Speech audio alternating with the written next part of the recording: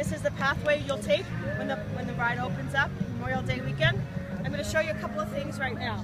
You see the big building over here to the left? It's got the arched entrances. That will be the main entrance. The way people will be walking into the building is to go through here. We'll have a measuring station, and we'll also have test seats to make sure that people are okay to ride the ride. This ride has a bit of a tight tolerance. What I mean by that is anyone that's going to be taller than 6'3" could have difficulty. Anyone that's larger than 250 to 325 pounds could have difficulty. So we want to put a test seat out front. We don't want to embarrass or disappoint people. We'd rather have them know that up front. So we'll have a person there to help you with that, negotiate through that.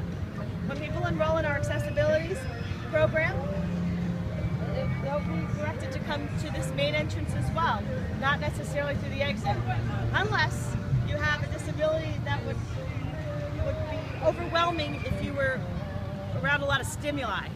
If a person can't take a lot of stimuli, then we have an alternate method of entry for you. And I'll tell you why that is in a second. So you're going to walk in the traditional queue here. To the left of me, to your right, you'll see there is a red covered building. That's going to be our outside queue area. That queue is where, so you'll walk in the main and immediately back outside, because there's a themed queue right inside of the building. There's about 20 minutes of themed queuing to the left that we can't see right here. So you'll get on the line, swirl back and forth underneath here, go back in the building into the themed queue. That themed queue is completely accessible for wheelchairs. So if people are using wheelchairs, want to ride the ride, we're going to cut them in through. They'll avoid all of the outside queue, and they'll enter into the themed queue. You don't want to miss the themed queue. That's going to be part of the experience. So we want to make sure that people see that.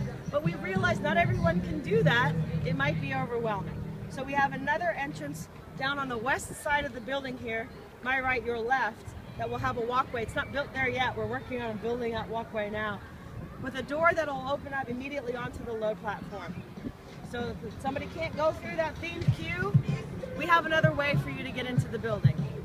When you get into the building, up to the load queue area, you're going to get into a little car, 2 face forward, 2 face back, and the car is actually from this direction here. Let me get my orientation right. It's going to take you north a little bit, and then you're going to immediately turn to the right and go east, down this way here to your right. There's a lot of sharp turns, there's a lot of spin on the ride, but not too much spin. There is a brake on it to keep it to 30 RPMs or rotations per minute. So it's not going to be really whipping you around fast. If you wanted to, the fastest way to spin it is to put people of the same weight front to back. So you have that'll keep the spin going. If you evenly distribute the weight, you'll have less spin. So if you don't want to spin a lot, spread the weight out amongst the car evenly. If you want to spin more, make sure it's all to one side or the other.